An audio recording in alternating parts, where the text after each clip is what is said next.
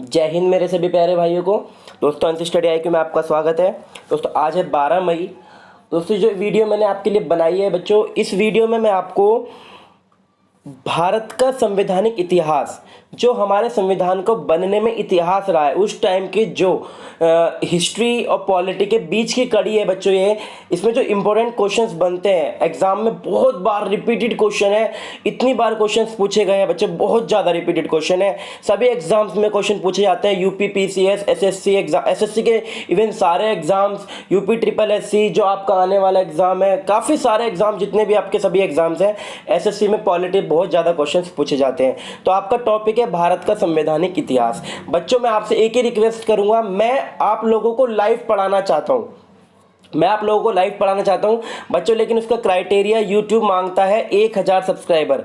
अभी मेरे 400 plus subscriber हो चुके हैं। तो आप सभी से मैं सिर्फ इतनी रिक्वेस्ट करता हूं कि बच्चों जल्दी से जल्दी, जितना जल्दी होएगा 1000 सब्सक्राइबर हो जाएंगे। 1000 सब्सक्राइबर होने के बाद मैं आपको वीडियो लाइव पढ़ाऊंगा बच्चों। जैसे मैं आपको अभी मल्टीपल चॉइस क्वेश्चंस करा रहा हूं, बट फिर मैं आपको हर चीज का टॉपिक समझाऊंगा। पॉलिटी, हिस्ट्री, ज्योग्राफी, सभी चीज को मैं आपको टॉपिक वाइज पढ़ाऊंगा। मॉर्निंग में जो मैं आपको इंग्लिश में सिनोनिम्स, वन वर्ड सब्स्टिट्यूशन, जो सारी चीजें करा रहा हूं बच्चों, मैं कोई टॉपिक इसलिए नहीं समझा रहा हूं आपको, नाउन, प्रोनाउन, एडजेक्टिव, एडवर्ब, मैं इसलिए नहीं समझा पा रहा हूं क्योंकि उसके लिए बच्चों लाइव आना बहुत जरूरी है। आप लोगों की क्वेरी बहुत जरूरी है, ठीक है। तो जैसे ही 1000 सब्सक्राइबर, 1000 प्लस सब्सक्राइबर हो जाएंगे, मेरे को लाइव आने का अपॉर्चुनिटी मिल जाएगी, मैं यूट्यूब पर लाइव आ सकता हूं। उसके बाद मैं आपको लाइव आके सभी चीज़ें बच्चों डीपली एक एक चीज़ का कॉन्सेप्ट बेस पढ़ाऊंगा और उसके बाद मैं आपको प्रैक्टिस कराऊंगा। तो बच्चों आपसे यही रिक्वेस्ट है, चैनल को सब्सक्राइब करो, वीडियो को ज़्यादा से ज़्यादा शेयर कर दें, जिससे आप सभी दोस्तों को ये सारी चीज़ें मिल जाएँ। तो स्टार्ट करते हैं आज का पहला क्वेश्चन। देखते हैं भारत के संवैधानिक इतिहास का पहला क्वेश्चन क्या है बच्चों। तो स्क्रीन पर आपका पहला क्वेश्चन आ चुका है, देखिए। पहला क्वेश्चन है बच्चों, भारत शासन अधिनियम 1935 द्वारा स्थापित संघ में अवशिष्ट शक्तियां किसे दी गई। जो भारत शासन अधिनियम 1935 बना, उस संघ में अवशिष्ट जो शक्तियां थी, जो मेन जो पावर शक्तियां थी, वो किस व्यक्ति को दी गई थी उस टाइम पे। संघीय विधानमंडल को, गवर्नर जनरल को, प्रांतीय विधानमंडल को, या फिर प्रांतीय राज्यपालों को। बच्चों आप चेक कीजिए, आपको ये क्वेश्चन पता है या नहीं पता है। और ये क्वेश्चन बच्चों UP PCS में, आपका UP SSC में कई बार क्वेश्चन पूछा गया है आपका। तो चेक कर लिया होगा आपने बच्चों, इसका आंसर हो जाएगा गवर्नर जनरल को, क्योंकि आपको पता है उस टाइम ब्रिटिश हुकूमत थी और सभी ब्रिटिश के ही गवर्नर जनरल बने हुए थे। तो ये जो पावर दी गई थी, किसे दी गई थी, जो है भारत के गवर्नर जनरल को ये पावर दी गई थी। अगला क्वेश्चन देखते हैं बच्चों, क्या है हमारा अगला क्वेश्चन है बच्चों हमारा, आप देखिए स्क्रीन पर आपके आ गया है। भीमराव अंबेडकर जी और महात्मा गांधी के मध्य सन 1932 में हस्ताक्षरित पूना समझौते में क्या प्रावधान रखे गए थे। जो 1932, बच्चों ये क्वेश्चन बनता है कि पूना समझौता कब हुआ, तो 1932 में हुआ, ठीक है। इन किन के मध्य हुआ था, भीमराव अंबेडकर जी और महात्मा गांधी जी के मध्य समझौता हुआ। तो आपको पूछना है कि उस समझौते के अंदर कौन सी चीजें रखी गई, दोनों के बीच में विचार विमर्श हुआ। तो 4 ऑप्शन आपके पास है। पहला ऑप्शन है हरिजनों के लिए आरक्षण सहित निर्वाचन युक्त क्षेत्र, हरिजनों के लिए पृथक निर्वाचन क्षेत्र, मुसलमानों के लिए पृथक निर्वाचन क्षेत्र, या फिर भारत के डोमिनियन स्थिति बनाए, जैसे की स्थिति थी वैसी स्थिति बनाए रखने के लिए। तो इन 4 ऑप्शन में से बच्चों कौन सा आंसर आप सेलेक्ट कीजिए। चेक कर लिया आपने, तो बच्चों इसका आंसर हो जाएगा आपका हरिजनों के लिए आरक्षण सहित संयुक्त निर्वाचन क्षेत्र, यानी कि एक अलग राज्य की उन्होंने मांग की। और इस विचार, जो ये मांग थी, ये गांधी जी ने इस चीज को माना नहीं था पूना पैक्ट में, ठीक है बच्चों। अगला क्वेश्चन देखते हैं आपका क्या है। अगला क्वेश्चन है आपका, रेगुलेटिंग एक्ट कब पारित किया गया। जो रेगुलेटिंग एक्ट था उसको कब पारित किया गया था बच्चों। तो देखिए बच्चों क्या है, रेगुलेटिंग एक्ट कब पारित किया गया था। तो आपके पास 4 ऑप्शन होंगे, मैं आपको इसको थोड़ा सा छोटा कर देता हूं एक बार, आपके स्क्रीन पे 4 ऑप्शन आ जाएंगे बच्चों। देखिए ये 4 ऑप्शन है आपके पास।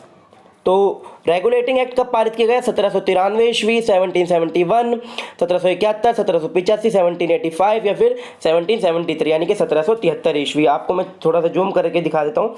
ये आपके पास 3 ऑप्शन है, 3 ऊपर है, तो इसी में से आपका एक आंसर है। सेलेक्ट कीजिए कौन सा आंसर हो जाएगा आपका। तो इसका आंसर हो जाएगा बच्चों रेगुलेटिंग एक्ट। ये जो सबसे पहले आने वाला एक्ट था अंग्रेजों की तरफ से, जो ब्रिटिश वहां से आया था, आपका इंग्लैंड से आया था, सबसे पहला ये एक्ट था। तो कब आया था बच्चों? ये 1773 ईस्वी में ये एक्ट आया था। बच्चों भी 1773 जो एक्ट है, मैं इसको आपको पूरा डीपली समझा सकता हूं, लेकिन बच्चों उसका लाइव आना बहुत जरूरी है, आप लोगों से कन्वर्सेशन बहुत जरूरी है। तो प्लीज वीडियो को ज्यादा से ज्यादा शेयर करें और 1000 सब्सक्राइबर जल्दी करें। 400 प्लस हो चुके हैं आप सभी की सहायता से और बहुत जल्दी सारे सब्सक्राइबर हो जाएंगे। ठीक है बच्चों, अगला क्वेश्चन देखते हैं। अगला क्वेश्चन क्या है हमारा? अगला क्वेश्चन है हमारा, निम्नलिखित में से कौन सा सुमेलित नहीं है? ये बच्चों मैचिंग है। एक ये आपका मोर्ले मिंटो सुधार, सांप्रदायिक प्रतिनिधित्व, भारत सरकार अधिनियम 1935, स्वशासन की मांग, कैबिनेट मिशन, संविधान सभा का गठन, साइमन कमीशन, भारत विभाजन। तो ये एक मैचिंग है कि ये से मैच खाता है, ये से मेल खाता है, ये से मेल खाता है और ये से। तो इनमें से कौन सा मैचिंग सही नहीं है, हमें ये बताना है। तो आप सेलेक्ट कीजिए। देखिए बच्चों, थोड़ा सा क्वेश्चन बड़ा है, 10 सेकंड लग सकते हैं इस क्वेश्चन को।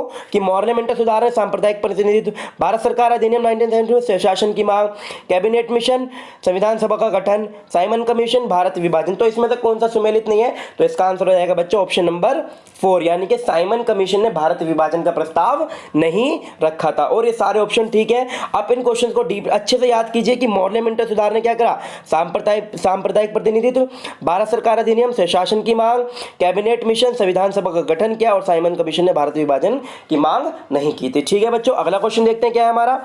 अगला क्वेश्चन है हमारा, कैबिनेट मिशन योजना के विषय में कौन सा विकल्प सुमेलित नहीं है? इनमें से कौन सा जो विकल्प है कैबिनेट मिशन के बारे में वो बिल्कुल भी ठीक नहीं है, इसमें गलत है। वो आपके पास पहला है प्रांतीय समूहीकरण, प्रांतीय सदस्यत्व वाला अंतरिम प्रतिनिधिमंडल, पाकिस्तान की स्वीकृति और संविधान निर्माण का अधिकार।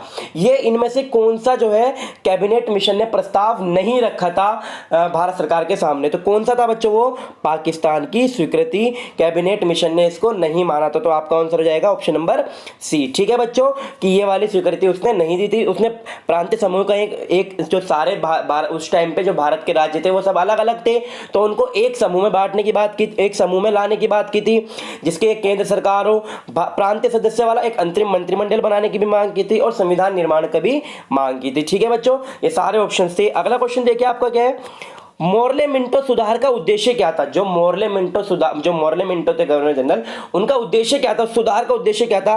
पृथक निर्वाचन प्रणाली, भारत की भागीदारी बढ़ाना, पूर्ण स्वतंत्रता देना, युद्ध में चहोगी को तैयार करना, युद्ध में चहोगों को तैयार करना। ठीक है, आपके पास 4 ऑप्शन है, चेक कीजिए आपको पता है नहीं पता है।